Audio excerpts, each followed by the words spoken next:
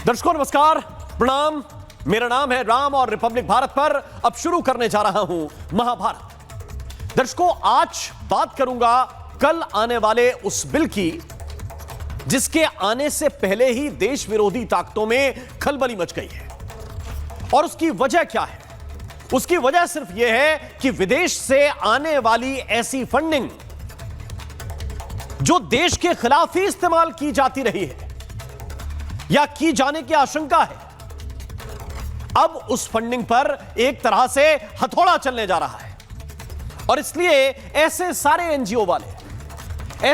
NGO वाले तिलमिला रहे हैं जो पैसा विदेश से लेते हैं और उसका इस्तेमाल कहीं नक्सलियों को फंडिंग करने में करते हैं, कहीं धर्मांतरण के रैकेट चलाने में करते हैं, देश विरोधी आंदोलनों के अंदर भी करते हैं। और अब विदेशी फंडिंग के नियम सरकार बदलने जा रही है। यह नियम सख्त नहीं, बहुत सख्त होने जा रहे हैं। आप कहेंगे कि मोदी सरकार तो पहले से है, तो अब तक इस पर खामोशी किस बात की थी? अगर ऐसी कोई जानकारी सरकार के पास थी तो सरकार ने कुछ किया क्यों नहीं? यह स्वाभाविक सवाल है, सबके दिमाग में आ सकता है।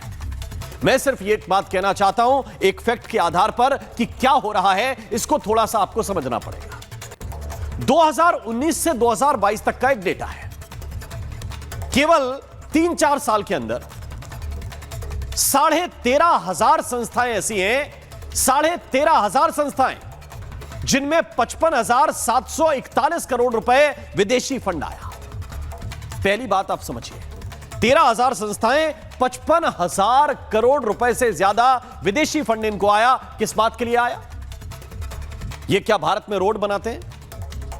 ये सड़कों का निर्माण करते हैं? ये भारत में ब्रिज बनाते हैं? ये भारत में ब्रह्मोस मिसाइल बनाते हैं? ये क्या सेना की हायरिंग करते हैं? क्या करते हैं? ये रॉकेट लॉन्च करते हैं? ये क्या करते हैं?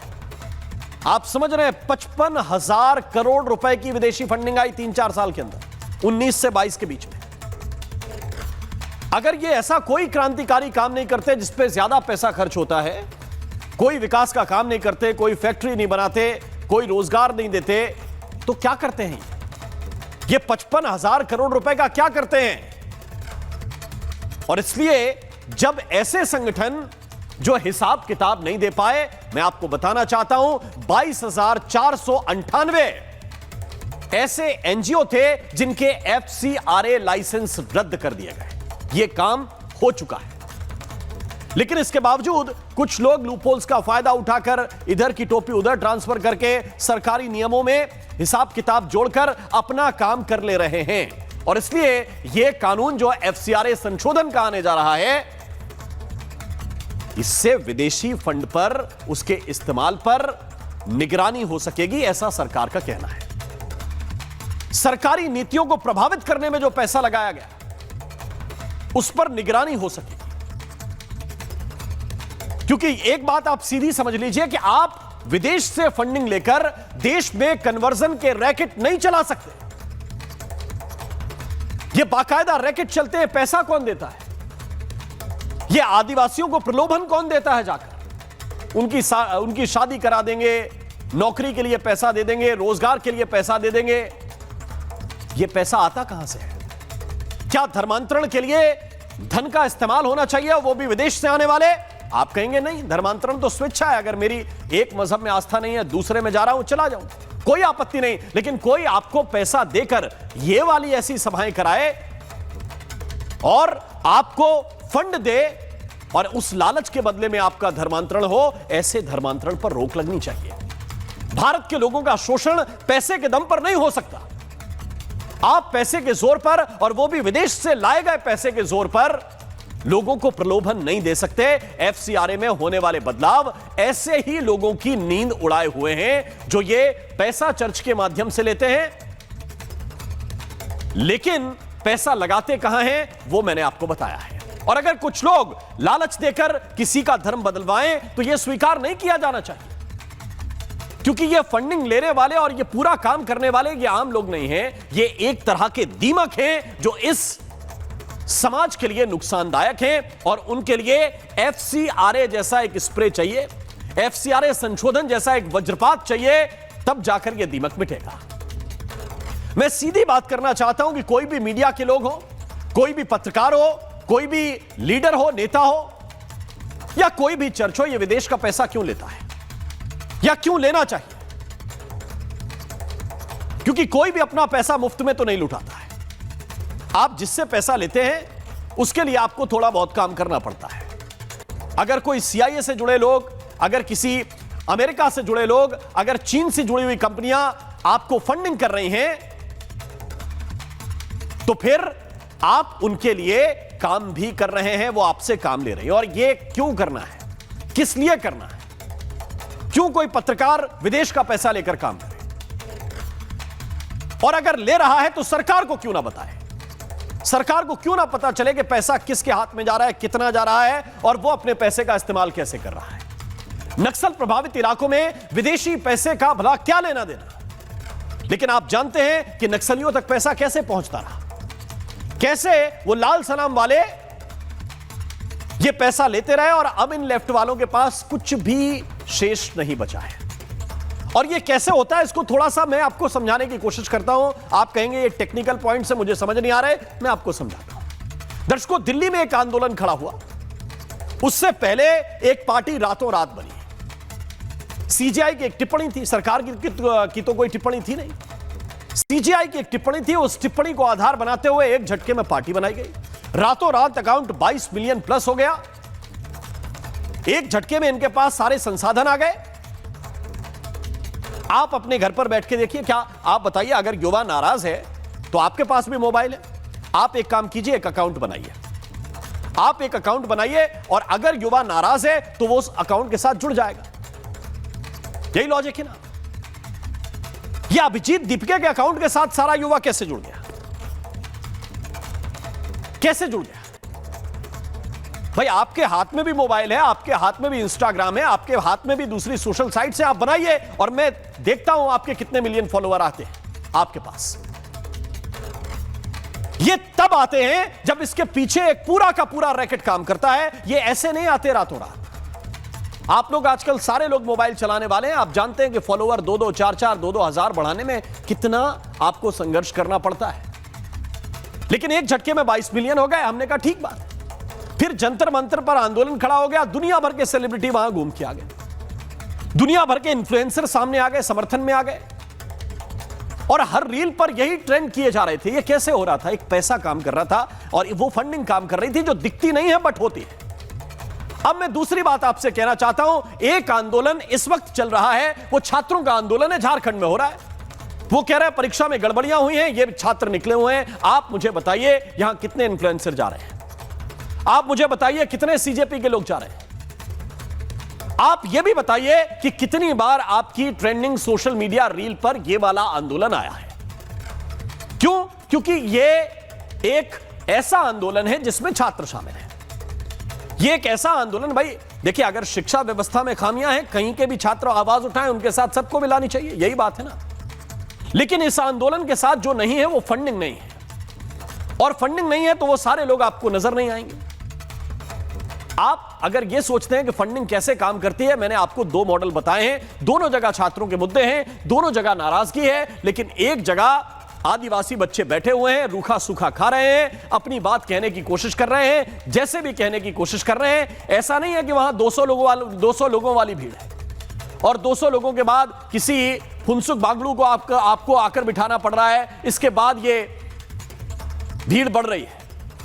सोनम वांगचुक आकर बैठ रहे हैं तब भीड़ बढ़ रही है, वहां पे स्वतः भीड़ है, लेकिन ट्रेंडिंग नहीं है, वायरल नहीं है। क्यों? क्योंकि अमेरिका में बैठकर कोई इंस्टा की कंपनी आपको बूस्ट नहीं कर रही है। ये वही कंपनी है जो प्रधानमंत्री का डाउन कर देती है वीडियो डालने के बाद और ऐसी रील्स बूस्ट करती है। यह सिस्टम चलता है और इसको आपको मानना पड़ेगा। एक और खबर आपको बताता हूं, मैं फैक्ट पर बात करता हूं, इधर उधर की बात नहीं। एक आतंकी जिसका नाम हमीम मंडल है, इस मंडल को गिरफ्तार किया गया। हमीम नाम के इस आतंकी को, जो पाकिस्तान के हैंडलर के संपर्क में था, बताया जा रहा है कि जैश के हैंडलर इसको ऑपरेट कर रहे थे। इसका प्लान क्या था, यह वहां की एसटीएफ जो है, जो वर्क कर रही है इस पर, उसने इसका खुलासा किया है। ये जो आईजी है गौरव शर्मा एसटीएफ के, जिनकी तस्वीर इस वक्त मैं आपको दिखा रहा हूं, इन्होंने खुलासा किया और खुलासा यह किया कि ये पुलिस की वर्दी में आंदोलन में घुसना चाहता था और फिर वहां पर एक तरह से वो करना चाहता था जो पाकिस्तान के आका, पाकिस्तान के हैंडलर इसको कह रहे थे करने के लिए। बहुत सारे तकरीबन 500 अकाउंट्स ऐसे हैं जो पाकिस्तान से हैंडल हो रहे थे, यह पुलिस ने बताया है और पुलिस की जांच में जो लोग पकड़े जा रहे हैं वो आपके सामने हैं। और इसलिए जब मैं एफसीआरए की बात कर रहा हूं, इसके अमेंडमेंट की बात कर रहा हूं, तो इस बिल के आने से पहले प्रोटेस्ट शुरू हो गए। प्रोटेस्ट शुरू हो गए हैं। Stop targeting NGOs and institutions. NGO को टारगेट करना बंद कीजिए। अब इनसे पूछिए कि एनजीओ, हम तो केवल यह पूछ रहे हैं या सरकार यह पूछ रही है कि पैसा कहां से आया, क्यों आया, किस काम में आपने लगाया, क्या आपने नियम कायदे माने या नहीं माने, आपका कॉज वैलिड है या नहीं है जिसके नाम पर आपने एनजीओ खोल रखा है। तो आप एनजीओ को टारगेट करना बंद कर दीजिए। टारगेट हो रही है विदेशी फंडिंग, लेकिन टारगेट इनको लग रहा है कि एनजीओ हो गए हैं, इंस्टीट्यूशंस हो गए हैं। इस विरोध का कारण आपको समझना चाहिए। क्या क्या बदल जाएगा, एक मिनट में आपको वो भी बताता हूं, इसके बाद मैं चर्चा की शुरुआत करूंगा। हम सिर्फ इतना कह रहे हैं कि संगठन के लाइसेंस रद्द या रिन्यूएबल नहीं होने पर संपत्ति का अधिग्रहण सरकार कर सकेगी। तय वक्त में रजिस्ट्रेशन बहाल यदि नहीं किया तो संपत्तियां स्थायी रूप से सरकार के पास चली जाएंगी। विदेशी फंड से बनी संपत्तियों को संभालने के लिए डेजिग्रेटेड अथॉरिटी बनाई जाएगी। विदेशी फंड के नियमों का यदि उल्लंघन किया गया, संस्था के पदाधिकारी इसके जिम्मेदार ठहराए जाएंगे। कोई भी विदेशी नागरिक किसी एनजीओ का प्रमुख पदाधिकारी नहीं बन पाएगा। यह इनके पेट में दर्द होने की असली वजह है। तो सवाल यही है कि इस फंडिंग पर परेशानी हो क्यों रही है, यह फंडिंग आपको चाहिए क्यों, इसी पर हम विस्तार से बात करने जा रहे हैं। एक छोटी सी रिपोर्ट आपको दिखाता हूं, फिर चर्चा की शुरुआत करूंगा।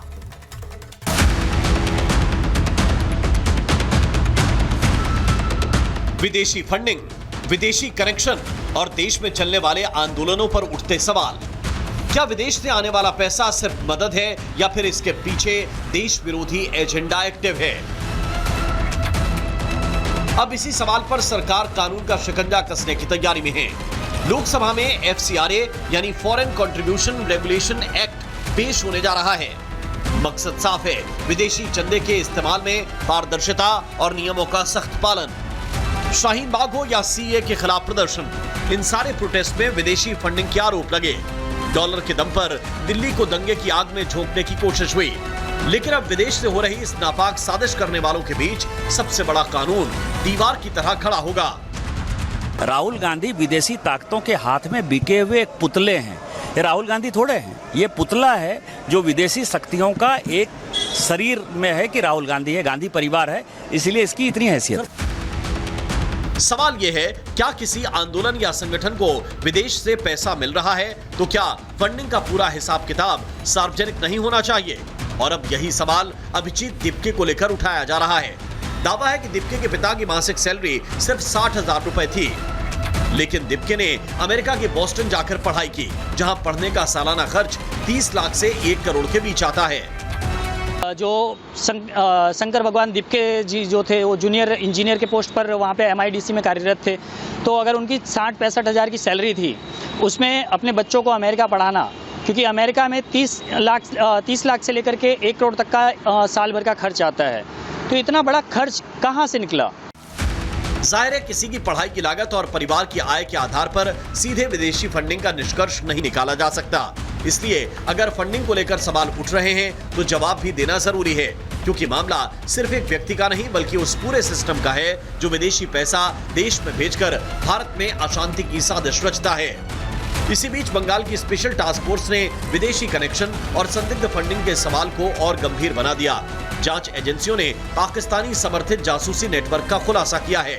ये नेटवर्क जंतर मंतर में छात्रों के प्रदर्शन के दौरान घुसपैठ की कोशिश कर रहा था।